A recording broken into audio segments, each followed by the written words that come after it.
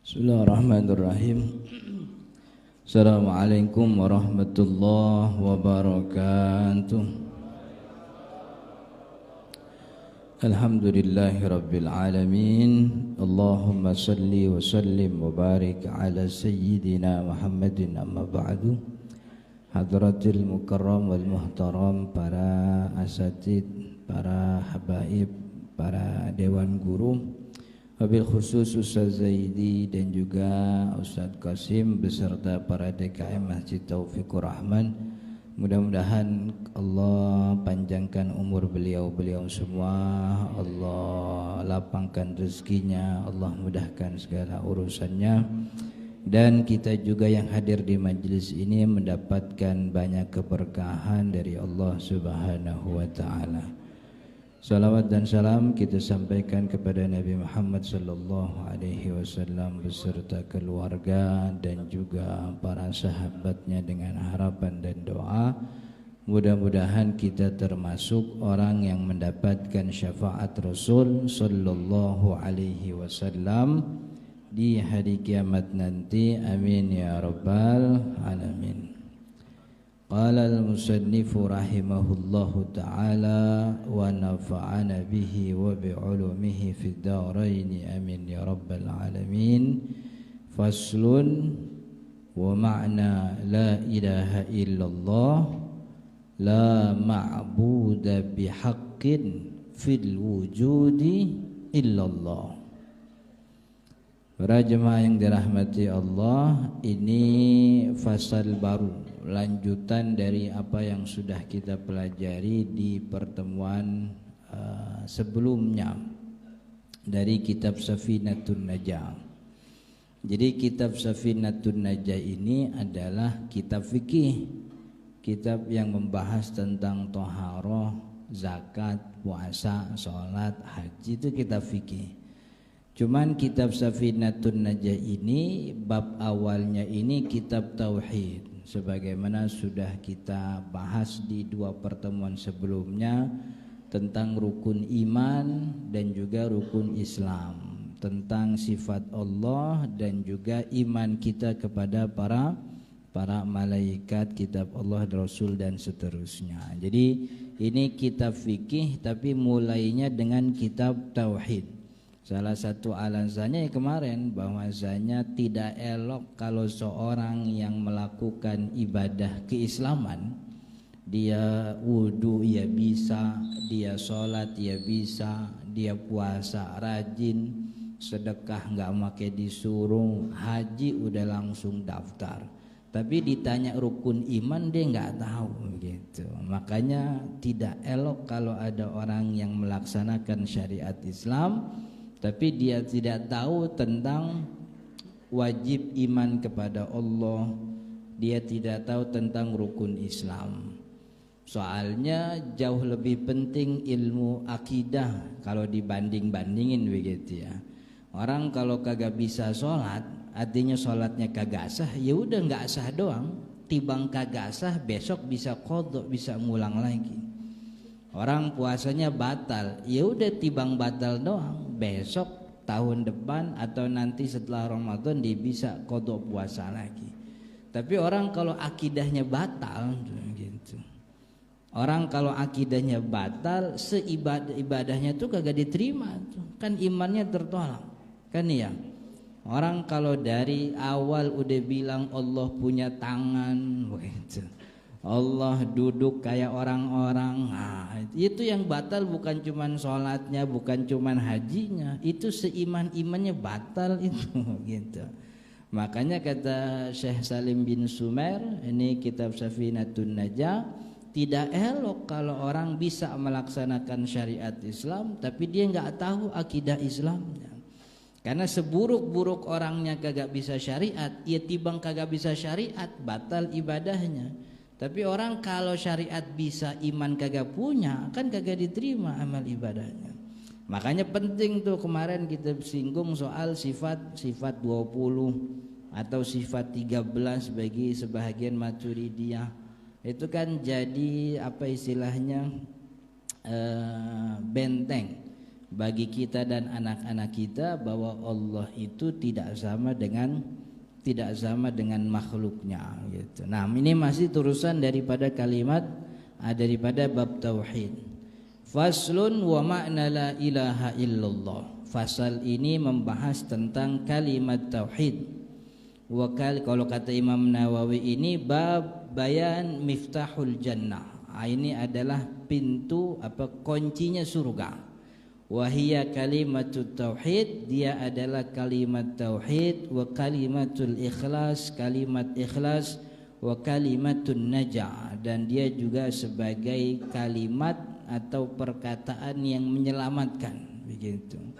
Wa qad dzukirat fil Qur'ani fi sab'atin wa thalathina mawdu'an.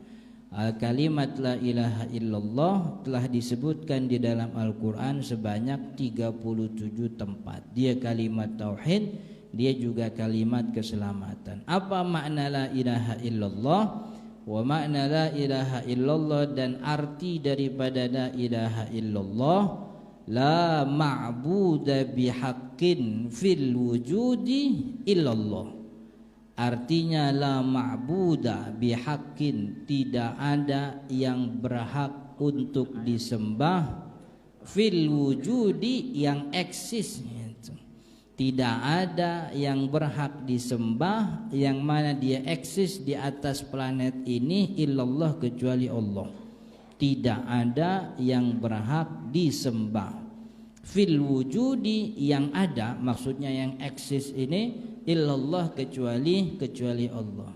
Ai kata Imam Nawawi, la yastahiqu ay yudhallu lahu kullu syai'in illallah. Tidak boleh ada yang berhak untuk kita tunduk kepada dia kecuali Allah. Itu makna la ilaha illallah. Tidak boleh ada yang berhak kita tunduk kepadanya kecuali Allah. Tidak ada yang berhak kita tunduk kepada dia kecuali Allah. Makanya ada sabda Nabi Muhammad SAW mengatakan, kalau kita bertransaksi, bermuamalat kepada orang-orang, silahkan bikin syarat sesukanya. Syaratnya nggak boleh ini, nggak boleh itu, silahkan, tapi jangan sampai ada syarat yang melanggar ketentuan Allah. Karena kita tidak boleh tunduk kepada siapapun kecuali Allah. Dan itu bukti cinta kita kepada Allah. Sederhananya kan begini nih. Kita cinta sama istri kita. Kita punya istri, kita cinta. Kita punya anak, kita cinta. Karena kita cinta istri, maka segala hal yang berkaitan dengan apa yang dia suka, misalnya kita punya rumah, berkaitan dengan rumah, kita tuh tidak boleh tunduk terhadap siapapun kecuali istri kita yang pengen.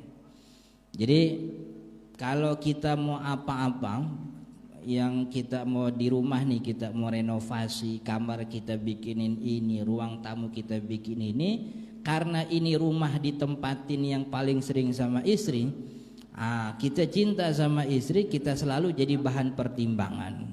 Mah, kalau papa bikin ini kira-kira bagus apa enggak? Kan begitu. Jangan pak, enggak bagus, bagusnya bikin ini.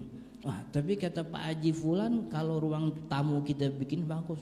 Ini kan rumah saya, bukan rumah Pak Haji Fulan, kan begitu.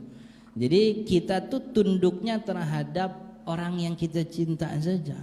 Biarin kata orang, Pak Haji rumah kamar depannya kayaknya norak banget sih. Biarin kata orang jelek, tapi kalau istri kita suka mah kita tunduknya sama istri. Karena kita cinta, kan begitu. Ini Allah nurunin syariat kepada kita. Sebagai cinta kita kepada Allah, jangan sekali-kali kita tunduk terhadap selain Allah. Maka kata Allah ini wajib kita kerjain. Biar orang kagak suka, biar orang kagak demen, biar orang musuhin kita, tapi kita memang tidak boleh tunduk kepada selain Allah. Nah, kan begitu. Jadi kalau hidup kita sudah di dalam hati kita sudah terdapat Allah, insya Allah tidak ada lagi yang bisa menundukkan kita kecuali Allah subhanahu wa. Jadi apa-apa yang kita pertimbangin tuh apa kata Allah. Kita mau ngapa, itu makna la ilaha illallah. Kita mau ngapa-ngapain, Allah ridho apa enggak nih begini, kan begitu. Kita mau begini, Allah ridho apa. Yang jadi pertimbangan tuh bukan kata fulan, tapi Allah ridho apa enggak, begitu. Nah kan kita sekarang kebanyakan udah geser tuh nilainya tuh. Yang jadi pertimbangan lagi bukan apa kata Allah, kan begitu. Tapi orang suka apa enggak, kan begitu. Makanya banyak orang berebut untuk terus menggapai apa yang disenangi oleh banyak orang, kan begitu. Itu yang kemudian dijuluki oleh Nabi Muhammad. Kata Nabi Muhammad, la tattabi'anna sunana man kana qablakum shibran bi shibrin. Karena hatinya tidak ada ketundukan terhadap Allah, apalagi terhadap Nabi Muhammad, maka yang namanya manusia kan pasti cari model, cari contoh. Siapa yang dia contoh? Yang kebanyakan orang suka. La tattabi'anna sunana man kana qablakum. Kalian tuh nanti bakal ngikutin kebiasaan orang-orang sebelum kamu. Shibron bi shibrin, awalnya sejengkal. Karena hatinya tidak Allah, tidak ada Rasul, bingung nyari contoh yang ada aja, yang emang lagi ngetren, kan ya. Orang-orang lagi ngetren shibron, awalnya shibron bi shibrin kata Nabi Muhammad, sejengkal. Awalnya gaya rambutnya dulu kita ikutin, kan begitu. Gaya rambut dulu kapan waktu ada siapa tuh? David Beckham. Pakai rambut mohak, orang-orang kita pada ngikutin tuh, kan ya, rambut mohak tuh, rambut ngejegrik ke atas tuh. Pantas orang kita begitu? Kagak pantas gitu. Tapi emang kan biar keren. Yang di hatinya tuh bukan Allah ridho apa enggak ya, Rasul ngebolehin apa enggak, tapi kan emang biar keren ini, orang lihat keren nih. Akhirnya pantas nggak pantas mah nomor 27, yang penting sama dulu, rambutnya dibikin mohak, kan begitu. Udah, kalau David Beckham rambut mohak kan udah ganteng, dia orang bule kan gitu, matanya biru, hidung mancung, badannya keker, kan begitu. Orang kita rambut mohak kan gak ada pantas-pantasnya itu. Muka hitam, mata belekan, hidung pesek, leher dakian. Wah, udah kayak anak kagak punya emak itu dia. Kagak pantas. Kan ya, shibran bi shibrin, sejengkal kita ikutin gaya rambutnya. Kemarin Ronaldo bikin gaya rambut cepak tuh, cepak pinggir, atasnya rada panjang. Pas cepak pinggir dibikin stempel PLN di sini nih. Orang pada ngikutin kan. Apa pantas? Kagak ada yang pantas orang kita. Rambutnya udah, akhirnya model bajunya, kan ya. Model bajunya kita pada ngikutin. Tahun kapan tuh ada model baju yang kagak semenggah banget tuh. Jadi dia pakai celana, cuman celananya belum nyampe pinggang udah diikat itu. Dalamnya pakai kolor. Ya, tahun berapa tuh? Orang pada ngikutin. Tuh kalau di kampung saya tuh persis kayak orang berak belum cebok udah jalan-jalan itu dia. Kan begitu. Kenapa? Keren begitu. Sekarang trennya udah balik, bukan soal pakaian tapi soal style. Foto apa namanya? Foto selfie. Kemarin ada tren orang punya mobil udah jalan, dia keluar, dia joget depan mobil, kan. Nah, yang enak ditabrak angkot itu kayak gitu. Jadi di dalam hatinya tidak ada ketundukan terhadap kepada Allah Subhanahu wa taala. Itu maksud kalimat la ilaha illallah. Kata Imam Nawawi lagi, wal manfiyu fi la ilaha illallah al ma'budu bihaqqin fi i'tiqadin 'abidin nahwal asnami wasyamsi wal qamar wa dzalika anna al ma'budu bi batilin lahu wujudun fi nafsihi fil kharij wa wujudun fi dhihnil mu'mini bi wasfi kaunihi batilan. Ini kalau arti sederhananya, makna la ilaha illallah itu selain bahwa seorang muslim tidak boleh tunduk dan tidak menyembah Tuhan selain Allah secara zahir dia nggak boleh nyembah kepada selain Allah, tapi fi dhihnil mu'min, di otaknya orang mukmin, dan fi i'tiqadi, dan di keyakinannya dia tidak boleh meyakini ada yang berhak disembah kecuali Allah. Jadi zahirnya dia nggak nyembah, hati dan otaknya pun bilang dia secara yakin itu nggak boleh orang nyembah berhala. Jangan kita kagak nyembah berhala tapi hati kita tuh masih terikat terhadap sesuatu yang kita yakin dia datengin kekuasaan, datengin kekuatan. Paham gak kira-kira?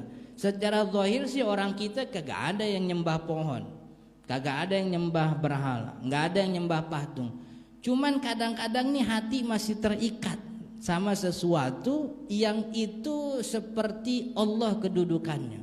Kita yakin bisa mendatangkan kekuatan. Zahirnya kita nggak nyembah, tapi hati kita tuh terikat. Sampai-sampai ada orang bilang, alhamdulillah Ustaz, sejak miara burung perkutut nih dagangan laku. Nah, gitu. Burung perkutut katanya. Nyembah Allah, nyembah patung mah enggak. Cuman itu hati terikat sejak miara burung perkutut gitu. Apalagi kalau nggak tahu orang sini masih ada apa enggak ya. Kalau ada burung goak sore-sore datang begitu keliling rumah, wah ini kayaknya ada yang meninggal nih kan gitu. Masih ada pengatur kan begitu. Itu yang disebut oleh Nabi Muhammad at-tiyarah, menggantungkan nasib terhadap burung. Jadi kalau ada burung apa, wah sial nih tandanya ini sial gitu. Kan ya, buka pintu pagi-pagi depan rumah udah ada teh otok. Waduh nih kayaknya dagangan kurang laku nih, pagi-pagi udah ada teh otok kan. Tinggal bersihin doang, apa susahnya sih kan gitu. Nah itu maksud Imam Nawawi Banten begitu. Jadi la ilaha illallah itu kaunuhu fil wujud, bahwa memang ada orang yang menyembah selain Allah, nyembah patung, itu kita harus nafikan, kita harus ingkari. Tapi fi dhihnil mu'min wa fi i'tiqadihi, secara keyakinan dan di otak dia juga harus tidak boleh meyakini, tidak boleh ada yang meyakini ada kekuatan selain Allah Subhanahu wa taala. Maka jangan sampai nyembah berhala enggak begitu, tapi hati kita tuh terikat terhadap sesuatu yang kita yakini. Wah, ini kalau kagak ini kagak bisa nih, kalau kagak ada ini nih, wah gitu. Seakan-akan bahwa dialah yang menentukan menentukan segala sesuatu. Kan begitu. Sampai orang kita tuh masih ada yang menganggap hari sial. Hari sial kalau kemarin tuh ya bulan Safar tuh hari sial katanya. Bulan Safar tuh kagak boleh ngawinin anak begitu.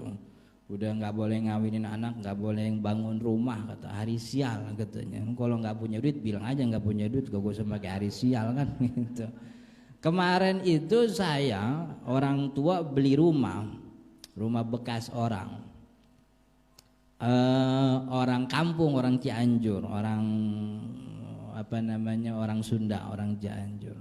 Saya bilang, Pak Haji ini DP udah cukup buat bangun rumah di kampung. Jadi DP-nya sekian ratus juta, bawa ke kampung, bikin rumah di sono. Maksudnya nanti kira-kira bulan Oktober ini udah kosong nih, saya mau pakai begitu. Perjanjiannya begitu, bahwa DP ini sekiranya cukup. Betul tuh DP-nya kan lumayan gede, dibikin rumah di kampung 1000 meter. Di Cianjur itu 1 meter 75.000. 1 meter 75.000. Akhirnya dia beli 1000 meter itu pakai duit DP. Sampai waktu pelunasan bulan Oktober kita datang, nih rumah masih penuh, perabotannya masih ada, cucunya masih mandi, main gupakan depan rumah, pokoknya masih biasa-biasa aja. Pak Haji ini kan janjinya kita mau lunasin Oktober ini sekaligus kosong ini, kita maunya udah langsung pakai, kita mau kontrakin dan seterusnya ini. Mohon maaf Pak Ustadz, kenapa? Kita di rumah belum bikin, di kampung belum bikin rumah. Nah, emang kenapa belum bikin rumah? Soalnya di kampung tuh kalau bulan Safar nggak boleh bangun rumah katanya gitu. Nggak boleh Pak Ustadz. Nah, emang nggak boleh kenapa? Katanya hari sial, kata Ustadz itu katanya gitu. Kata Ustadz itu hari. Terus kapan bangun rumah? Ntar bangun rumahnya kalau udah habis bulan Mulut katanya. Bulan Mulut udah selesai baru boleh bikin rumah begitu. Itu tuh masih ada sampai sekarang orang kayak begitu. Zaman 2022 orang udah pada pakai HP, dia masih ingat ada hari sial. Akhirnya ya udah kita tunda pelunasan sampai rumah dibangun habis bulan Mulut. Nah, kita nggak boleh punya keyakinan begitu. Makanya kan tidak ada dalam sabda Nabi Muhammad, la adwa wala tiarah, kan begitu. Tidak boleh orang muslim punya keyakinan adwa. Adwa itu saling mendoakan keburukan, wala tiarah, tidak boleh meyakini bahwa nasib kita diatur oleh burung dan seterusnya, begitu. Alhamdulillah Ustaz, ini sejak miara ayam ini kontrakan penuh mulu. Ayam ini Ustaz keren nih Ustaz. Aneh sejak make amben ini wah jangan perawan. Nenek-nenek lemes lihat aneh Ustaz. Yo nenek-nenek memang lemes mulu. Ente make amben kagak make amben juga nenek-nenek memang lemes terus kan. Jadi itu makna la ilaha illallah secara zahir, sama sebagaimana kita punya keterikatan terhadap bos, keterikatan kita terhadap atasan. Nyembahnya Allah, sholat 5 waktu, tapi hati kita tuh masih terikat nih. Jadi gua kalau kagak ada bos kagak bisa makan. Nah itu juga keliru itu. Itu juga sesuatu yang justru menafikan la ilaha illallah. Jadi itu yang disebut oleh makna la ilaha illallah oleh Imam Nawawi Banten. Zahirnya kita tidak menyembah, yakin doa kita bahwa itu salah, hati kita juga meyakini bahwa tidak ada kekuatan yang datang kecuali dari Allah Subhanahu wa taala. Apapun tidak bisa mendatangkan kekuatan. Wa fadailuha dan fadilahnya la ilaha illallah la tuhsa, itu tidak terhingga, banyak fadilahnya. Salah satunya apa yang disebutkan oleh Nabi Muhammad sallallahu alaihi wasallam, man qala la ilaha illallah, siapa orang yang mengucapkan la ilaha illallah thalatha marratin, 3 kali saja, fi yaumihi, dalam sehari, kanat lahu kafaratu likulli dzanbin asabahu fi dzalikal yaum. Maka la ilaha illallah yang dia ucapkan 3 kali sehari itu kafarah, itu jadi penghapus dosa. Likulli dzanbin asabahu, untuk setiap dosa yang ia dapati fi dzalikal yaum, di hari itu. Jadi orang kalau ngucapin la ilaha illallah rutin tiap hari 3 kali aja, maka dosa di hari itu dihapus. Dosa yang dilakukan di hari itu dihapus oleh Allah Subhanahu wa taala. Tapi tidak berarti harus disengaja begitu ya. Mentang-mentang subuh udah wirid la ilallah sampai 100 kali lagi di la ilallah, akhirnya paginya dia ngedosa gitu. Nggak apa-apalah minum-minuman, kan tadi pagi gue udah la ilaha illallah lebih dari 3, nggak boleh gitu.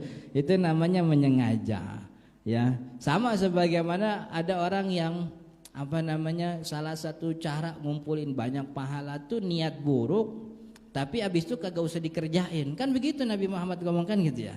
Kata Nabi Muhammad, man hamma bihasanatin, siapa yang ingin kebaikan, walam ya'mal, tapi dia nggak ngerjain, dia dapat pahala. Pengen doang nih, pengen kebaikan tapi nggak ngerjain, belum ngerjain, dia dapat pahala. Nanti kalau dia kerjain tuh kebaikan, dia dapat ganjaran pahala 10 kali lipat, bahkan sampai 700 kali lipat dalam sabda Nabi. Dan orang yang man hamma bihasanah bisayyi'ah, tapi ada orang yang pengen ngelakuin keburukan, udah niat melakukan keburukan, walam ya'malha, dan dia tidak mengerjakan, kemudian dia meninggalkan, maka bisa jadi dapat pahala karena sebab meninggalkan niat buruk itu. Itu tidak berarti kalau orang niat buruk lalu nggak ngerjain dapat pahala, kagak begitu. Makanya Nabi Muhammad juga bilang kan, al-qatil wal maqtul finnar, orang yang bunuh, yang dibunuh sama-sama di neraka. Padahal yang kalau bunuh wajar kalau yang bunuh di neraka, tapi yang dibunuh juga di neraka juga, padahal dia belum bunuh tuh, udah keduluan kebunuh. Makanya kata Imam Ibnu Katsir, orang yang berniat nih, kita nih kalau punya niat keburukan lalu tidak jadi mengerjakan, itu 3 kondisinya. Bisa dapat pahala tapi juga bisa dapat dosa, atau bisa nggak dapat apa-apa. Orang yang punya niat keburukan, ini ntar malam ada dangdutan di mana nih, begitu. Datang nih mau nyawer kan, gitu. Udah niat nih, dapat broadcast WhatsApp, hadirilah, syiarkanlah dangdutan. Siapa biduannya begitu? Wah dia udah niat, wah ntar malam gua kesini nih. Gitu. Orang udah niat datang keburukan, tapi kemudian tidak melakukan 3 kondisinya. Pertama, ada yang meninggalkan niatnya tersebut tanpa ada usaha apa-apa. Udah niat ntar malam mau datang nih mau nyawer, hujan gede, akhirnya dia nggak jadi, hujannya gede banget kan begitu. Ngelakuin enggak, ngerjain enggak apa, maka dia nggak dapat dosa, nggak dapat pahala. Kenapa? Karena dia meninggalkan niatnya tersebut tanpa ada upaya yang dia lakuin. Ya nggak ngapa-ngapain, gara-gara hujan tiba-tiba datang, atau gara-gara punya urusan mendadak, akhirnya dia meninggalkan. Orang kayak gini dosa kagak dapet, pahala juga nggak ada. Kenapa? Karena nggak ada yang dia kerjain. Meninggalkannya dia terhadap niat keburukannya itu tidak didasari dengan upaya ketaatan, enggak, emang tiba-tiba hujan aja. Tapi ada orang yang kedua. Orang yang kedua itu udah niat mau datang nih, disiapin nih. Tahu ada dangdutan ntar malam, rada jauhan, dia siapin motornya, datang ke bengkel servis gitu. Gue takut motor gue ntar mogok lagi kan, gitu kan sayang gitu. Ini kemarin corona 2 tahun kagak nyawer, sekarang kesempatan ini, wah itu. Akhirnya diservis itu motornya biar talk chair. Udah gitu dia tukerin itu, dia punya duit cepean tukerin 2.000-an biar nyawernya rada lamaan kan gitu. Kalau sekali cepet kan udah habis kan gitu, kalau 2.000 kan ada lamaan tuh kan gitu. Jadi dia siapin tuh semuanya, baju yang mau dia pakai dia siapin, kemudian dia ajak teman-teman dia siapin. Seluruh upaya yang untuk mendatangkan dia ke dalam acara tersebut dia udah kerjain. Sampai akhirnya dia datang itu ke dangdutan, naik motor, belum nyampe lokasi udah macet penuh. Akhirnya nggak nyampe panggung, frustasi dia balik lagi. Nah orang kayak gini dia dapat dosa begitu. Bukan berarti dia niatnya kan nyawer Ustaz, tapi belum terlaksana, tapi dia sudah melakukan upaya terhadap kemaksiatannya tersebut. Udah nyervis motor, emang motornya disiapin buat nyawer, nukerin duit, dia ajak teman, dia pilih baju, dan itu upayanya sama sebagaimana orang yang terbunuh dalam sabda Nabi tadi. Dia sih nggak ngebunuh, tapi udah terbunuh duluan. Cuman dia sudah melakukan upaya pembunuhan, makanya dapat neraka juga. Itu juga orang begitu sama, udah melakukan upaya kemaksiatan, kagak jadi.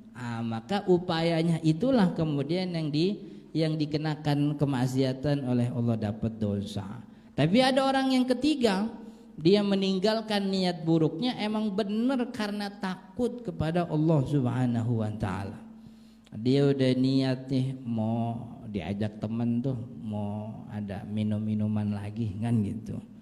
Akhirnya dia siapin. Cuman pas udah nyampe waktunya, tiba-tiba hatinya terdetak di dalam dirinya, waduh ini kan maksiat nih, tadinya kan bilangnya gue udah mau tobat, udah mau ini, nggak jadi dah, takut kalau nyawa gue dicabut pas minum khamar kan bahaya. Akhirnya orang ini meninggalkan kemaksiatan sebab ketakwaan dia kepada Allah. Yang kayak gini dapat pahala,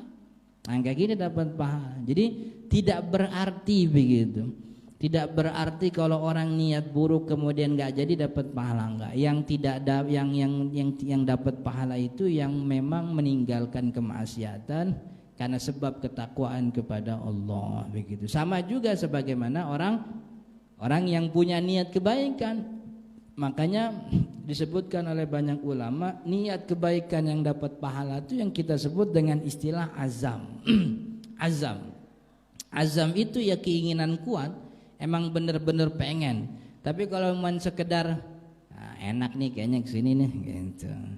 Kayak orang disambet tahlilan, Ji ntar malam tahlil lu mana ya gini-gini. Ini insya Allah dah gitu. Itu insya Allah kan pengen, cuman belum azam itu tibang insya Allah dong belum dapat pahala kayak gitu tuh mah belum azam. Orang kita kan kalau insya Allah udah maknanya udah beda tuh kan. Ya dah insya Allah dah, apalagi ada dahnya udah beda lagi cerita. Insya Allah dah gitu. Jadi itu yang disebut oleh Nabi Muhammad, la ilaha illallah, menghapuskan dosa 1 hari selama dosanya tidak tidak disengaja untuk melakukan kemaksiatan. Wa qala ba'duhum, kata Imam Nawawi, sebahagian ulama mengatakan inna kalimat la ilaha illallah, kalimat la ilaha illallah itu ada 12 huruf, isna asyara harfan. La ilaha 12 huruf. La ilaha, la-nya 2 huruf, ilaha 3 huruf, gitu, 5 itu, illa 3 huruf, 8, Allah 4 huruf. Jadi 12 huruf.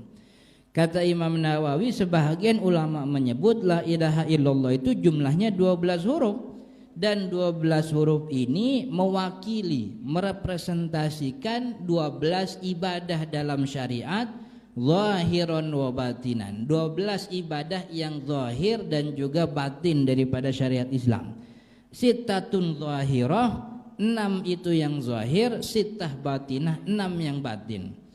Jadi ini tafsiran ulama bahwa la ilaha illallah itu maknanya 12 ibadah. Artinya orang untuk dikatakan benar la ilaha illallahnya, maka 12 ibadah ini harus dikerjain.